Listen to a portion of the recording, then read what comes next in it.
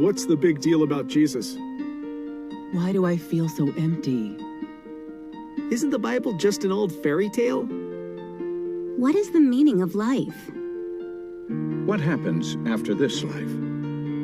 After all I've done, do you still love me? God, can you hear me? If you could ask God one question, what would it be? Good evening and welcome to the One Question Live event. My name is Clint Davison. I'm one of the ministers here at the Linder Road Church of Christ in Meridian, Idaho. We have, over the last several weeks, posed the question to our community, if you could ask God one question, what would it be? We've asked this question over social media. We've put it on billboards all around our area. We've shared it with bumper stickers and with postcards in the mail. We've just interacted with our friends and neighbors, and we've received a ton of responses. And we're excited to share those responses with you this evening. We have several people here in the building with us tonight, and we really appreciate you all being here tonight. But we also assume we have many people watching online. And we're very excited that you've chosen to spend your time with us this evening to have your questions answered. This is our third of 4 nights. This is our final session tonight. And in these sessions, our objective really is to answer your questions. We've taken all the questions that we've received and we've categorized them into 12 categories that we want to do our very best to give you good answers from the Word of God to your questions, presented to you by 4 very capable, very qualified speakers. Now, you might hear a statement like that and you might be a little bit skeptical. You might wonder if God's Word really has the answers that you're looking for. And that's totally okay. We understand that. We believe that God isn't afraid of our questions, but we also believe that God does have the answers to all of our questions. So tonight, if you hear something that you don't believe, maybe something you never heard before, or just don't understand, that's okay too. We want to continue the dialogue with you. We want to interact with you. We want to keep this dialogue open and talk with you and study with you because we want to all grow in our knowledge of God's Word together. We want so much to keep this dialogue open that we're going to offer you 4 different ways to interact with us even during this live event for you all here this evening as well as you all who are watching online. If you're a Twitter user, you can follow us at One Question Idaho. That's the number 1 Question Idaho. Or you can just search Twitter using the hashtag OneQuestion. You can also continue to ask your questions on onequestion.net, the website. If you're watching this on Facebook Live right now, please feel free to ask your questions down below in the comments section. Or if you'd like to text us a question, you can text the question to 208-614-1639. Again, that's 208-614-1639. And we will give you a voice later on in our broadcast. We're going to give our speaker a few minutes' time at the end of his presentation to answer the questions that we've received both prior to tonight and any questions that we also receive tonight. So again, if you hear something that sparks your interest or maybe something that raises another question, please feel free to interact with us and give us the opportunity to answer your question. And again, thank you very much for taking the time to be with us this evening. Thank you for spending this time with us here at the Linder Road Church of Christ as well as at onequestion.net. We want to invite you now to watch this video clip as we begin tonight to answer your questions. Why do bad things happen to good people? Why do good things happen to bad people? Why did I lose my only brother? Why did I lose my sister? My brother at such a young age. Is heaven real? If God is a loving God. If God is a loving God, why is there a hell? Why is there a hell? Why is there a hell? If God is a loving God. If God is a loving God. If God is a loving God, why do we suffer? Why do I suffer? Why do I suffer? Why do I continue to struggle with jealousy? Why do I continue to struggle with transparency? With lying. Gossip. Openness. Doubts. Honesty. Why do I continue to struggle with pornography?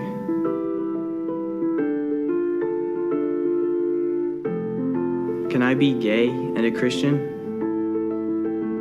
As a Christian, how should I respond? How should I respond to those who are gay? To those who are gay. To those who are gay. To my friend who is gay. will happen? What will happen? What will happen on Judgment Day? What will happen on Judgment Day?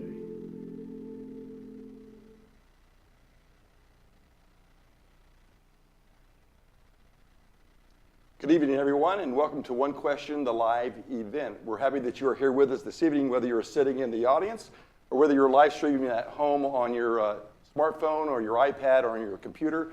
We're just glad that you are here with us. My name is Richard Sutton, and I'm one of the ministers for the Linder Road Church of Christ. We're sponsoring this live event. Anyway, we're happy that you are here. On the stage with me this evening is Kyle Butt. Good evening, Kyle. Good evening, Richard. So Kyle Butt is from Montgomery, Alabama, and so I'd have a really important question to ask you. Are you a Bama fan or are you an Auburn fan? Well, I guess I'm an Alabama fan. See, now you just lost half your audience if you're from Alabama. And I lost the other half when I said I guess, because a hardcore Alabama fan would never approach it like that. You know automatically. That's right. Hey, Kyle Butt's here. He is in the Bible works for the Bible department for Apologetics Press. That's in Montgomery, Alabama, as well as he is a key editor for Discovery Magazine. And so, Kyle, tell us a little bit about Apologetics Press and what your work is with that organization. Sure. When you walk in our front door, on the front glass door, it says an organization dedicated to defense of New Testament Christianity. And that is what we are doing at AP. We've been doing it for about 40 years now. And basically, we're just trying to identify, put our finger on the pulse of challenges that our culture, the ones that are challenging the Christian faith now, how are they doing that? What attacks are they making? And maybe sometimes not even such an attack argument type of what questions are they having? Mm-hmm. How can we explore those questions? How can we look at all of the evidence with an open mind, study it carefully, and come to proper conclusions on that? You know, some people kind of think that there are no real answers, that there's no right, there's no wrong, it's just kind of nebulous. But really, there are, and we are trying to help people see those answers, direct them to that truth, so that they can have some of their questions, like you guys have done here, answered, and so it will help them identify what their purpose here is. Yeah, I know that with Apologetics Press, when I've been on the site, that you guys handle thousands of questions that people have that they're inquisitive about, and Apologetics Press is about taking those, filling those questions and answering those questions. Sure, and I'll give you an example. Lots of times somebody will read something in the Bible, and they'll say, well, this verse says this, and this verse over here says this. This is a contradiction. And we've got hundreds of those. And some of them we had never seen before until somebody sent us a question. Mm-hmm. And we said, well, let's look at that. Let's see if it really is a contradiction. And so we looked at this, and actually, no, there weren't any real contradictions, and there haven't been. Nobody's ever shown us a real one. But when those are brought to us, we say, great, glad you brought that to us. Let's really explore this and see if there is one. And so, yeah. So I'd suggest that the audience listening might go and check out that site about those contradictions, those questions you answered. What's interesting is that we received a question just like that for tomorrow evening, where a person addresses, why about all the hundreds of contradictions in the Bible? Mm-hmm. You know, how can we cling to something that has that many kinds of questions? I think Mark Twain says that there's thousands of lies and so forth. Mm-hmm. So Dr. Danny Petrello from the Bear Valley Bible Institute tomorrow evening is going to be answering that question for it, and so I'm looking forward to that. But you know, all these questions that we've been receiving has stemmed from one question that we asked our community, and that was, you know, if you could ask God any one question, what would that be? And we began getting questions that come in at us like crazy. And one of the questions that rose to the top, of course, all of them rose to the top, you know, but one of the questions that people were really interested in was, you know, intelligent design. Mm-hmm. There were questions about dinosaurs. Where did the dinosaurs come from? Are they millions of years old? Sure. Some of the questions were, what about aliens? You know, what about other human life or alien life on, you know, faraway planets and so forth? And I guess that would probably stem from movies like Star Trek and things like that. And what about them Klingons? Mm-hmm. So there's a lot of questions that people have about those kinds of things. And so this evening you're going to be talking about that. Right. You're going to be talking about intelligent design, maybe a little bit about dinosaurs and those alien guys that help us maybe to come to a better understanding of that. So my question for you would be, just to kind of get us started here, is why do you suppose so many people are curious about there being other planets and aliens and dinosaurs? Why do you think they're so curious about that? Mm-hmm. I think that God, when He created us, created us with an innate desire to know things that sometimes wouldn't be of any pragmatic importance to us, any practical use to us. We like to know just various trivia things. When we watch a trivia show and who sang this song in 1973, well, that's not going to change the way you live at all, but it's like you like to know that stuff. Yeah. And so I think that humans are naturally curious. Now, add to that the God-given instruction to have dominion over the earth and to subdue it and to basically work the earth, etc. And our knowledge, we want to find things that will help us do that. But in the course of that, we also think, well, if this would help us, what if we could do this? What if we could travel the speed of light? Wouldn't that make a much better flashlight than what we've got if we could figure out how we could do something that would... And so then we say, well, if we could travel the speed of light, well, and we've got that much space out there, wonder what we could do if we could somehow harness what's out there.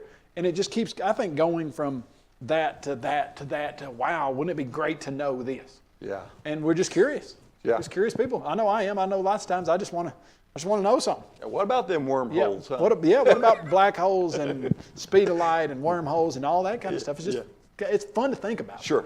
Well, listen, I'm really excited about hearing what you have to say to us this evening, dealing with more so intelligent design and so forth, but maybe if you can touch on those other things as well. Let's watch this clip here, and I'll kind of introduce the subject for the hour, and then you'll be here on your own. You're lonesome. Right. All right.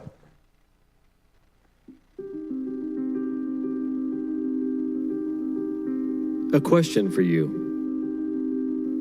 Where did life come from?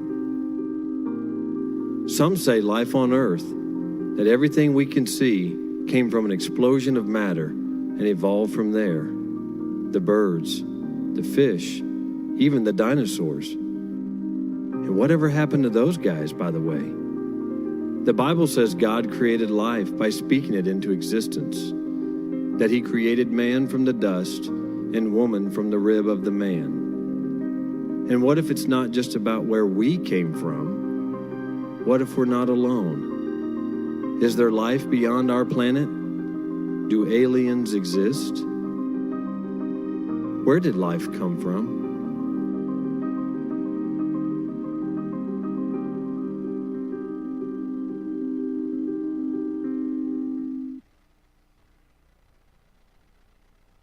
We're looking at that idea of life, where it came from. What about life on other planets? What about dinosaurs and extinct life that's not here? And so what we are putting together here is the two ideas. The idea that, hey, this world, the natural world, is all that is, was, ever will be. There's no supernatural creator, God. And then the idea that there is a supernatural creator, and that supernatural creator is the God and the God of the Bible. And so we got these two ideas that are opposed to each other, and we're asking the question, is there evidence that proves one of them?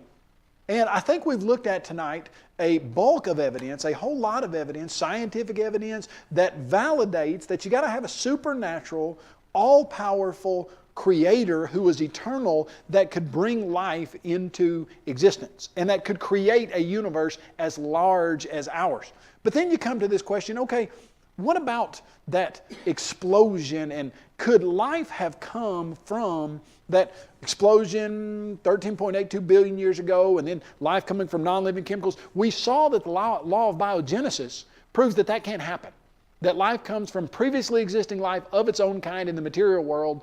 But also you run into, if you don't have an intelligent God in the picture, you run into another real problem. Another real problem with the atheistic idea is that somehow an explosion brought about ordered, complex life.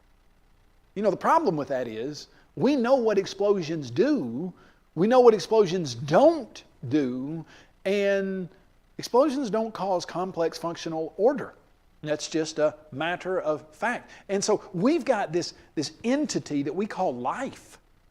And you look at it, and used to, it's funny to me, almost humorous, that the cell, that single cell, was many, many years ago called the simple cell.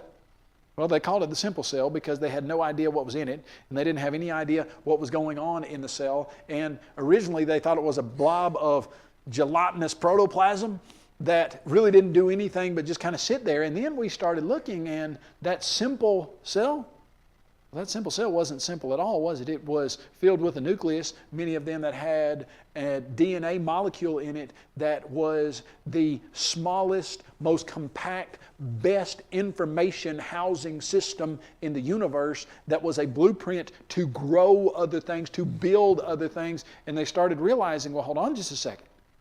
Life isn't simple. And so what we discovered is life is the most complex thing in the universe. And as you look at that life, you ask the simple question, where does complex functionality, stuff that works and that has lots of pieces that are together, where do you get something like that?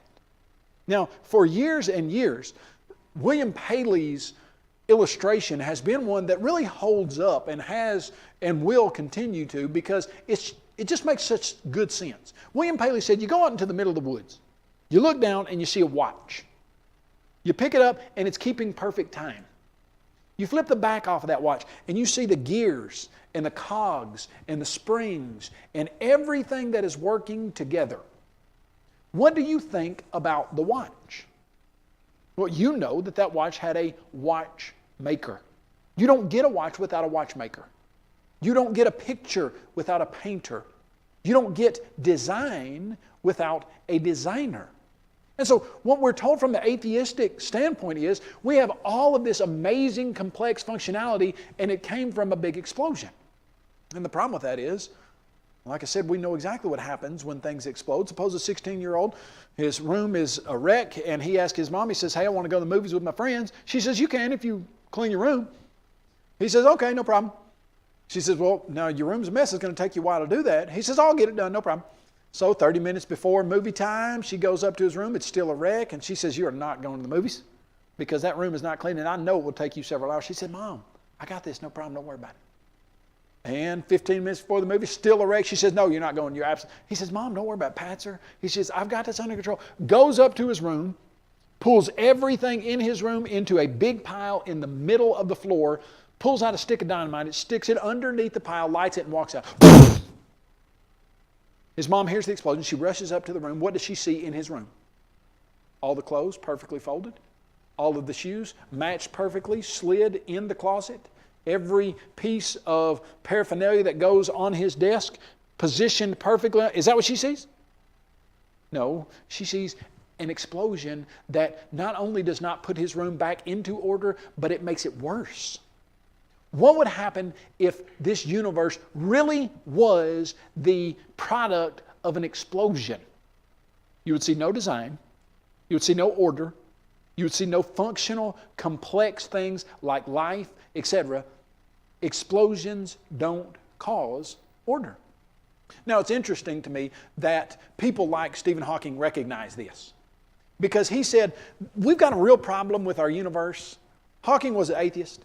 But he said, we've got a real problem with the universe.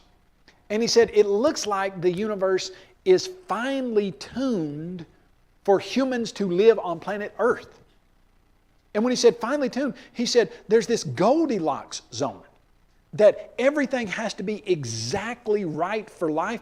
I'm talking just right. And he was talking about stuff that has to be just right that you and I on a regular basis, on a daily basis, we don't even really think about. But there are four forces in the universe. The weak atomic force, the strong atomic force, electromagnetic force, and gravity. That's basically your four forces.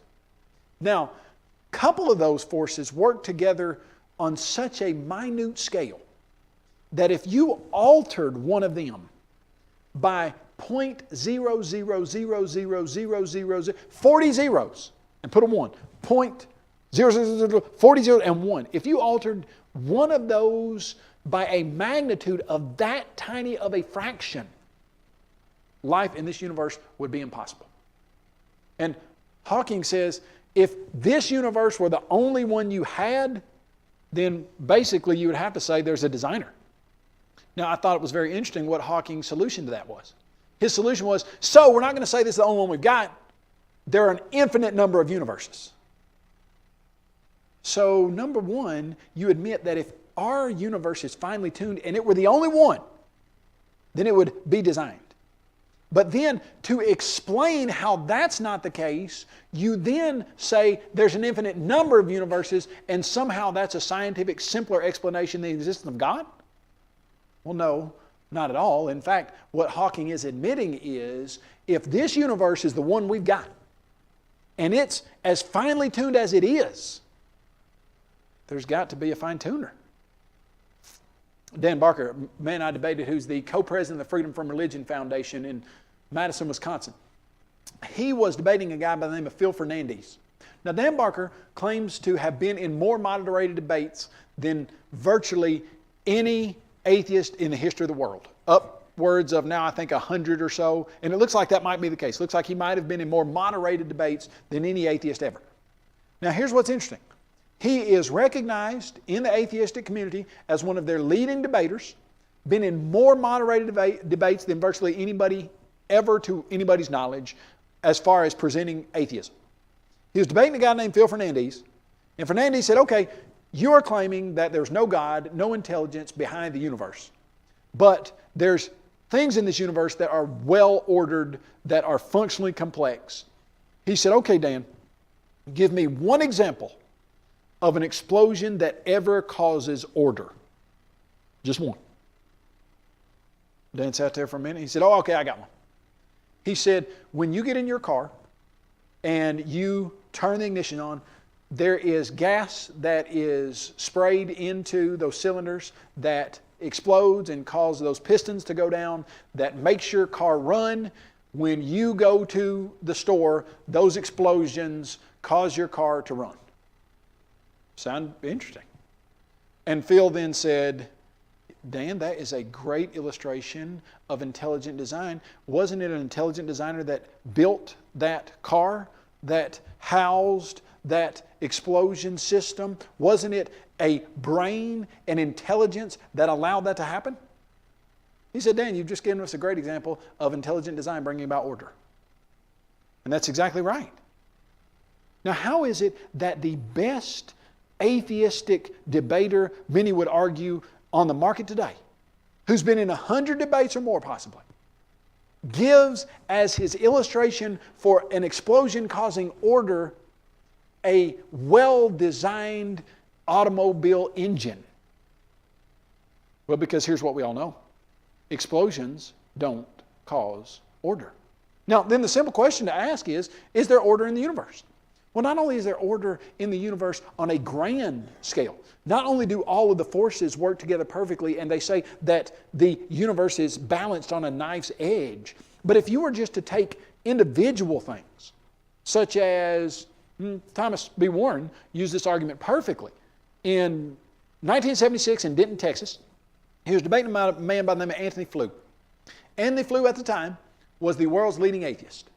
And when I mean the world's leading atheist, I'm not talking about from one country. I'm talking about recognized globally as the leading atheistic thinker in the world. He wrote a paper that he presented to the Socratic Society that C.S. Lewis chaired, that was the most widely distributed paper on atheism for the past 60 years, still today, to my knowledge.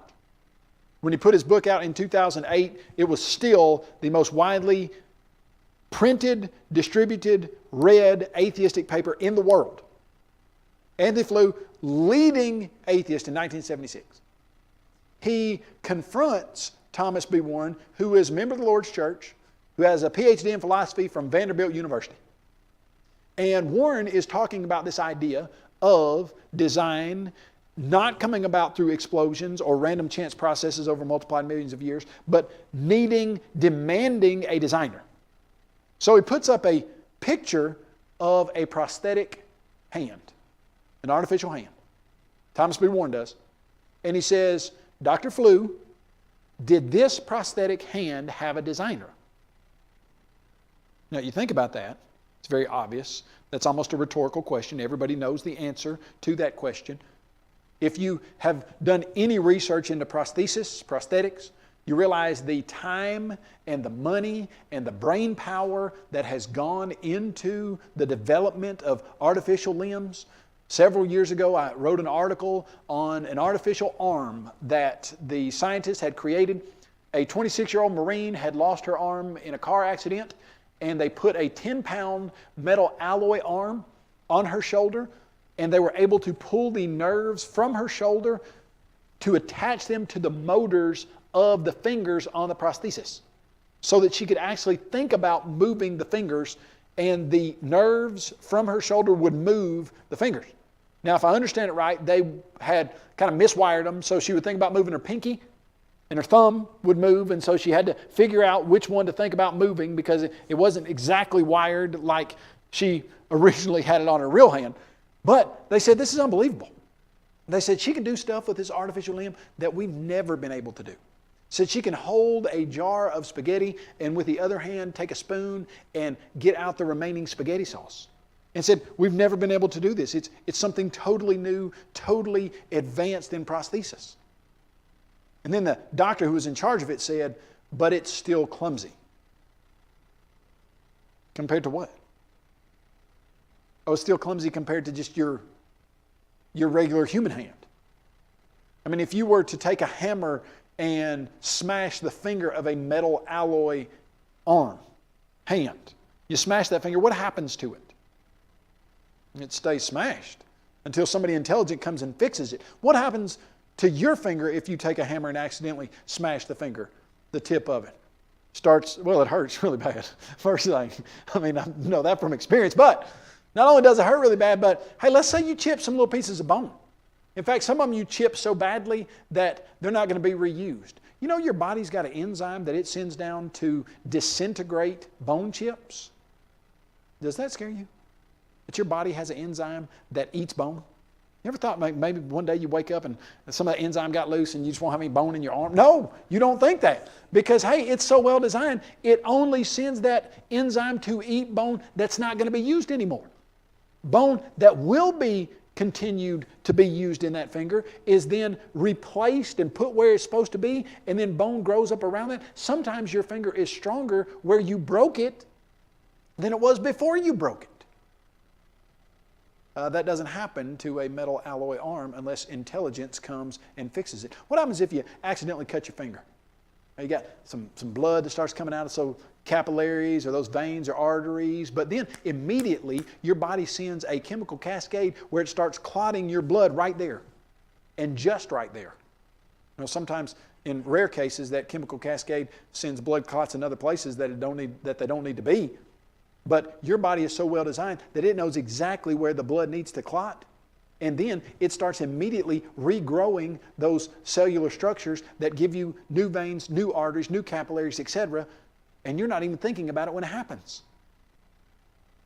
What happens if you cut some wires on a $4 million 10-pound metal alloy prosthesis?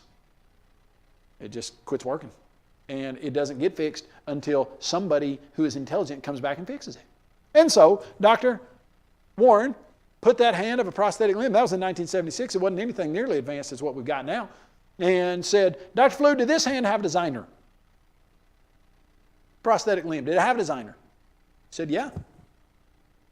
Then, Dr. Warren put up a picture of a human hand, a regular old human hand. And he said, Dr. Flew, did this hand have a designer? Now, you know, if you're being honest, what the real answer has to be. That prosthetic limb that is clumsy compared to the human hand, that prosthetic limb that took millions of hours and millions of dollars and some of your most brilliant minds to create, if that had a designer and ours is better, then what does that mean? Well, it means I am fearfully and wonderfully made, and that my soul knows right well. It means that your design is better than anything humans have been able to design. So Dr. Warren said, Dr. Flew, did that human hand have a designer? And Dr. Flew said, no.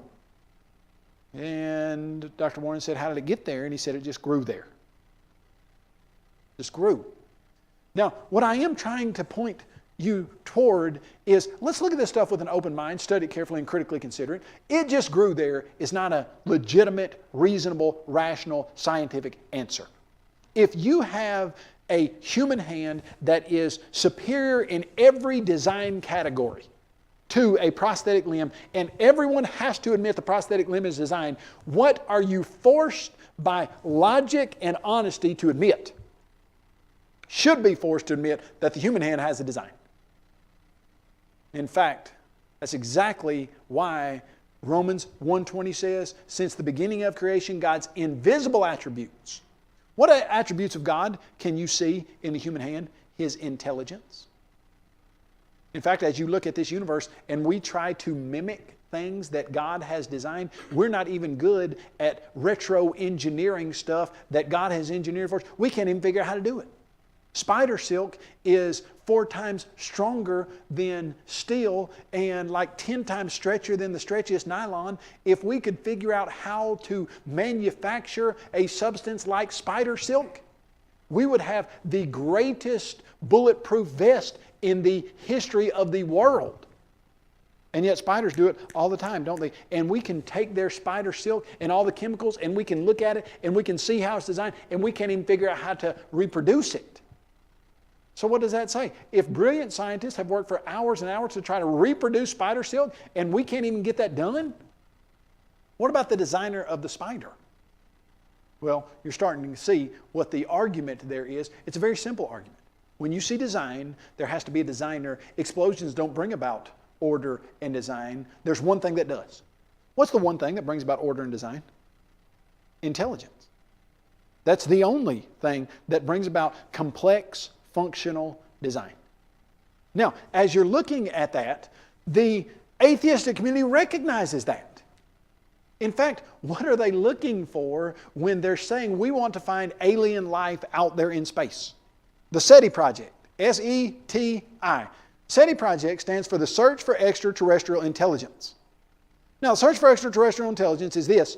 We're trying to scan space and find intelligently designed messages that we can decode that prove there's intelligence in outer space. Okay, so let's think about that. So you mean to tell me there should be a coded language that we could see and figure out how to decode, and that would prove that intelligence exists? Yeah. Okay. Have we found any coded language on planet Earth that is superior to anything anyone has ever seen? Yes. It's called DNA. It's a coded language system that houses information in the greatest possible way with the least amount of space, that is a language that you can use to build a single-celled amoeba, or it's a language that you can expand and use to build a 100 trillion-celled human body. Now, here's the equivalent. What if we go out and coming from space, we got little floppy disks, let's say thumb drives. Let's say we got thumb drives that are flipping out from outer space. We pull a thumb drive. We plug it into a computer. We run some programs. We finally break the code of the language. And this thumb drive has on it a blueprint to build a machine that will convert water and sunlight into food for humans. Sounds pretty exciting. Let's build some of those machines. So we get these little thumb drives, we plug them in, it gives us this blueprint, we build this machine, and it converts water and sunlight into something that is red and made up of 90% water and is really good for you. Or plant an apple seed. That's what the DNA in an apple seed is. It's a program that builds a machine that grows food from water and sunlight and stuff in the dirt. Now, if we saw that flying out of space, we would see, got to be intelligence. But then when we see it here, well, if you're being honest, what do you admit it has to be? It's got to be intelligent. In fact, let me stretch out what I mean. Let me show you what I mean by being honest. Anthony Flew, 1976, debated Thomas B. Warren in Denton, Texas, said it was the largest group of people he ever spoke to at one time, 5,000 people every night. Event kind of like this, except it was a live debate. Went for 4 nights, 2 hours every night, 8-hour event. 2008, he wrote a book titled, There Is No God. Anthony Flew did. He was in his 80s. The no was marked out. And above it there was the word, single letter, A. There is a God. Subtitle, How the World's Most Notorious Atheist Became a Believer. And here's what Anthony Flew said. He said, "It has always been my mode of operation to follow the evidence where it leads. In 1976, I thought it led to atheism." He said, "I kept looking at that evidence, and when we discovered DNA and the coded language and complexity of how life is actually built, it became impossible for me to continue to think that life could have originated from blind random chance processes over multiplied millions of years." He said that is untenable. It cannot happen. It's not that there's a low probability of it, it's not possible. And he said, the evidence overwhelmingly points to the conclusion that there has to be an all-powerful, supernatural, eternal, intelligent being. And it does. So, as you start looking at that, and you ask yourself these kinds of questions, all right, so we can see intelligence. We understand the marks of intelligence. All right, so why don't we see alien intelligence out there? Would we know it if we saw it? Yeah, sure you would. You recognize intelligence on a daily basis. You recognize intelligence when you see a watch on the ground and you see it sitting next to something that's not functionally complex. So why haven't we seen any type of alien life or anything like that? Well, as you start to ask yourself, why would we? Do you know the main reason, the primary reason for all the hype about aliens lately is that the idea of evolution says that there are no special planets. And what I mean by that is that the universe is the same all over. And that if planet Earth has all the right conditions for life, then life would evolve on planet Earth. But if this planet over here had all the right conditions for life, then this planet would evolve life. And if this planet over here, and so if evolution really happens, shouldn't there be millions of planets that have life, that have evolved over the multiplied billions of years that the universe has been around? And there should be. In fact, there's something called the Fermi problem, or the Fermi, what's the word? It's F-E-R-M-I, paradox. It's the Fermi paradox. And here's what the Fermi paradox is. It's a scientist, the last name is Fermi. He said, look, if evolution is true, and our universe is as big as it is, then there should be millions of planets with life. And then another guy, last name of Drake, came up with the Drake equation, and he said, all right, I'm going to put an equation together and show how many of those planets should have alien life civilizations. And so if evolution is true and life evolves from non-living chemicals and changes, did all this calculation. So at the present, there should be 15,600,000 alien civilizations in our universe, if evolution is true. Now, it's a big if, isn't it? In fact, that big if is the problem because evolution is not true. Life doesn't come from random chance processes over multiplied millions of years, and there would be no reason to expect to find alien life out there unless God created it and put it there. Now, so the next question is, has God created other life than human life on other planets? No way of knowing that. Here's what we do know. We know that God created humans on planet Earth, spoke them into existence from nothing, and that Eve is the mother of all living humans. God has not told us what He did anywhere else in the universe as far as that goes, but there's no reason to believe that there are any other alien civilizations because at the present, from the Bible and from anything scientific, there's no evidence of that whatsoever. Now, the question is, well, if there were other alien civilizations somewhere, and when I say, let me try to change the terminology there. We know that God has created angelic beings that are not human, that live in a spiritual world, that can interact with this world and have in the past, but on a regular basis we don't see them. Now, the question was posed, one of the questions was, hey, what about taking the gospel to, really it would be kind of like to angels or some kind of civilization like that. Now here's what we know from the Bible. That humans have sinned and God created a plan of salvation for humans to be reunited with their Creator through the sacrificial death of Jesus Christ.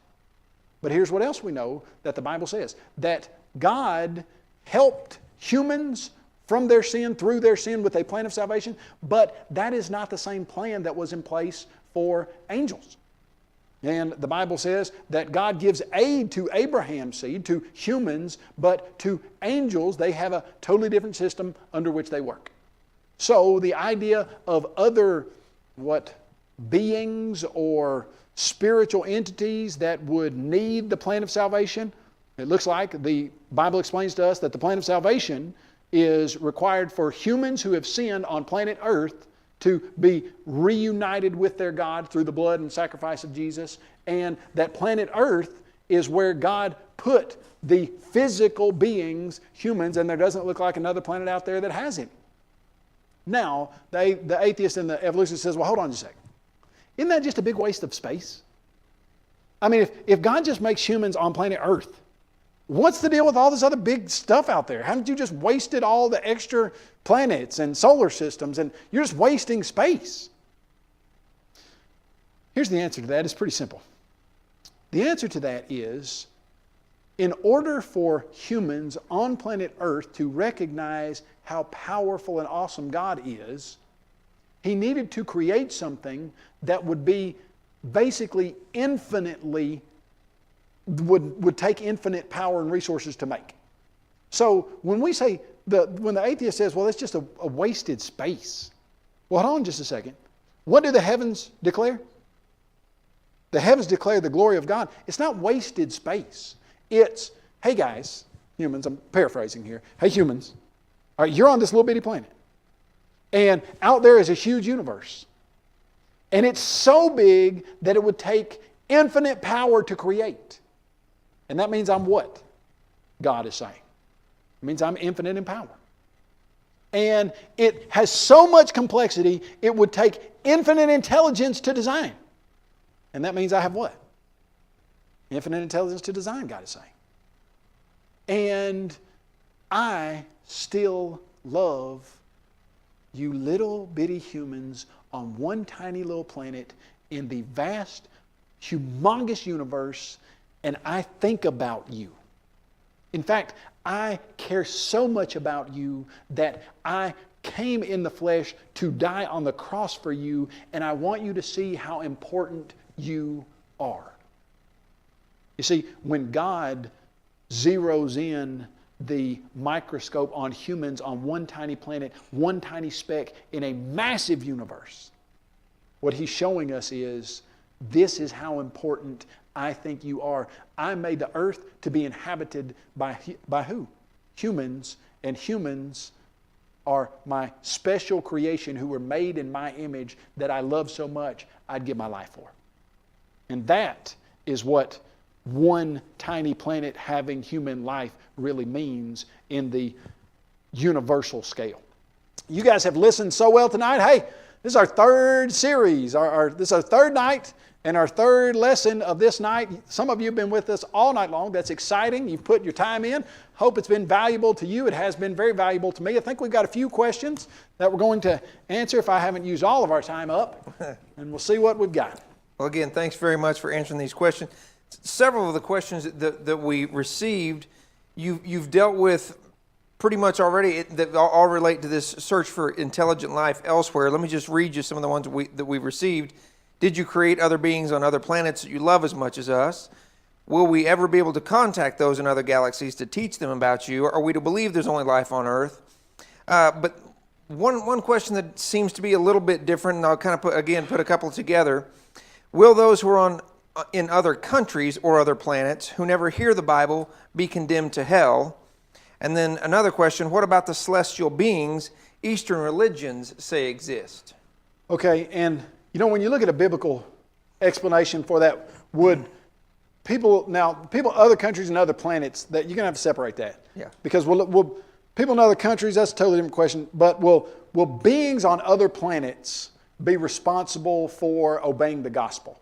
Now, number one, there's no evidence of any beings on any other planets. And what I mean by that is there's no physical evidence of that.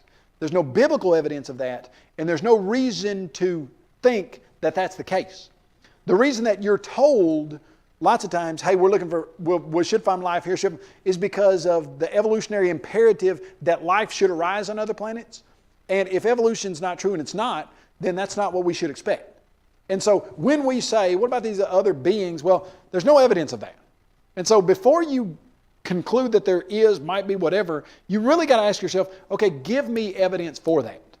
And to date, there's zero evidence that there's any type of life on any other planet. And then when you ask, okay, what about them obeying the gospel? Well, you know, when you start looking at the explanation of the gospel, through one man, Adam, sin into the world and death through sin. And through one man, Christ is the solution to sin. Well, the Bible presents a picture of sin being a human condition and humans being the descendants of Adam and Eve, and ultimately those being the only humans that have ever been on this earth. So the gospel, from a biblical standpoint, is for the descendants of Adam, humans. Because through one man, sin entered the world, and by one man, what did Jesus come in the form of to give us a solution to what one man brought into the world, sin? He came in the form of man to solve the problem of sin. So human condition is sin, and humans are the only ones that need that sacrificial sacrifice. Now, when you ask the question, what about people who have not heard the gospel? Are they going to need the gospel to be saved? Absolutely, positively. In fact, that's biblically speaking, if you look at what the Bible says that Jesus Christ is the way, the truth, and the life. Nobody comes to the Father except through Him. Now you start thinking about that and you start thinking there's 7.5 billion people in this world. What about people who have not heard the gospel? Are they going to get a chance to hear it? Is God fair with them? Would it be fair if He let some of them die without hearing the gospel, etc.? Here's what I think sometimes we forget. We forget that God is intimately involved providentially in the workings of the universe.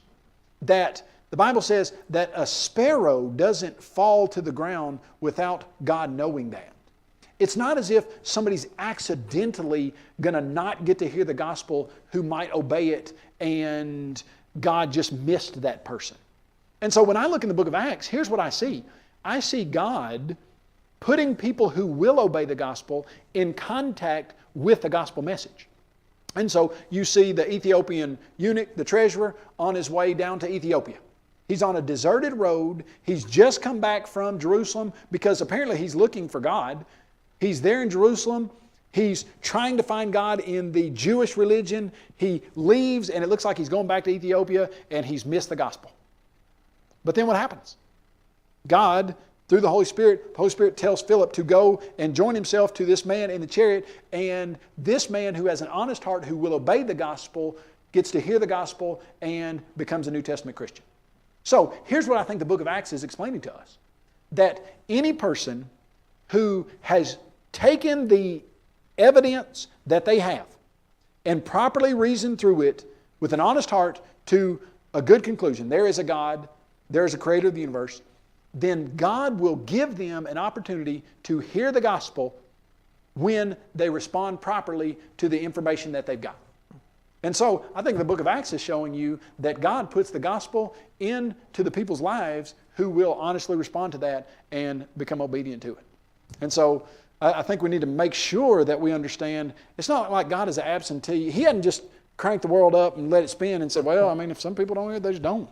Now, the book of Acts shows us that on a regular basis, Cornelius, Ethiopian eunuch, on down the line, Philippian jailer, etc., those are honest-hearted people who come in contact with the gospel, and that is what God is going to make sure happens to honest-hearted people, I believe. So, good question. It's interesting to make that correlation between the search for intelligent life on other planets with the whole concept of trying to find some support for evolution. You find some life somewhere else, then that's intelligent life. Maybe their response or something like that. Right. That's interesting. This final question, this is kind of relates to intelligent design, but the question is worded, isn't it unintelligent to create dinosaurs just to wipe every one of them out? Okay, good question. Basically that is, hey, why would God create a dinosaur that eventually would go extinct? Okay, good question. Is it unintelligent to create a woolly mammoth that goes extinct? Or a saber-toothed tiger that goes extinct? Or a giant three-toed sloth that goes extinct? Or a dodo bird that goes extinct? I mean, you know why dodo birds went extinct. They're large, about 3-foot birds. They taste like chicken, and they didn't run away from humans. All right, that's going to be problematic. When a sailor gets off a ship and is really, really hungry and sees a dodo bird and whacks it on the head, doesn't even have to use a gun to kill it. Just whacks it on the head, takes it back to the boat, and it tastes really good. What are they going to do the next night? Same thing, until they run out of dodo birds. Okay, now, why would there be animals that go extinct? The idea of our planet and life getting better and progressively more complex and moving up, that's an evolutionary idea, and it's wrong. Here's what happened. God created humans perfect. He created the world perfect. And He saw everything that was very good. And then humans chose to rebel against God and brought sin into the world and started a decline. And things have been getting worse and worse and worse and worse ever since. The buildup of genetic mutations in the human genome that causes problems for people, that's continuing to build up. It's not as if humans are somehow growing different organs and getting to be some advanced race that can use ESP and fly. This will not happen to humans like X-Men and Superman, Spider-Man. That's not happening. What is happening? All the things that we see that started perfect are going down, declining, because that's what sin does. So then, what do you think is going to happen to all of the animals that were created in the beginning? What's going to eventually happen to a lot of them? Okay, they're going to go extinct. They're going to have lots of times problems. In fact, if I understand it right, now the numbers, don't quote me on the numbers, but 95% of all the animals and life that has lived in the past is now extinct. And here's what I mean by that. If you zeroed in on 100 organisms in the fossil record that were here at the beginning of creation, only 5 of those out of 100 would still be here. 95 of them have gone extinct. Now, most of the time it's some kind of little fish or some kind of little plant or something that is not so exciting and big as a dinosaur. But dinosaurs going extinct is nothing unusual. In fact, that's what you see happening to all kinds of animals. Now, here's the interesting thing to me also. Dinosaurs going extinct, it's conveniently been defined out of existence, the word dinosaur. And here's what I mean by that. Dinosaur means a big lizard. Do we still have some big lizards? Is a saltwater crocodile a pretty big lizard? Oh yeah, it can grow to be 27 feet long and weigh 2,000 pounds. I mean, that's a really big lizard. Well, why don't you call that a dinosaur? Well, we just don't, because we haven't defined that as a dinosaur. Is it a terribly great or really big lizard? Yes. They suggest to us, the scientists, the evolutionists, say it was alive at the time of the dinosaurs. Well, of course it was, because God created it at the same time as He created humans on the 6th day or the 5th day of creation. But they would say from their flawed dating methods, well, crocodiles were around at the same time as dinosaurs. And they're still here. So if they're really big lizards and they were around at the same time as dinosaurs, what are they? Well, really, they would be dinosaurs. Now, what you need to know just as far as the timeline goes is dinosaurs have been here from creation, as have any animal that is here now. But some in the course of that have gone extinct, like certain kinds of really big lizards and woolly mammoths and saber-toothed tigers and giant three-toed sloths and dodo birds and homing pigeons, etc. And they're just not with us anymore. That's not bad design. It's sin corrupting the system and everything going down, which is what you would expect if the biblical explanation was the true one. So, that's what I'm saying. Well, thanks very much. I think what I'll take from that is that somehow, dodo birds taste like chicken. Yes, I mean, yeah, right. That's the bottom line. How I would know that, I don't know. But they look like they would taste like chicken. I mean, everything else does. Alligator tail, it all tastes like chicken. Well, thanks again very much for being here with us. Thank you for traveling here in a day to spend just a day with us. And again, for those of you who'd be interested in looking at the website for Apologetics Press, it is apologeticspress.org. And like I said, that's something I'd highly recommend to go just look at much more information on all of these different subjects.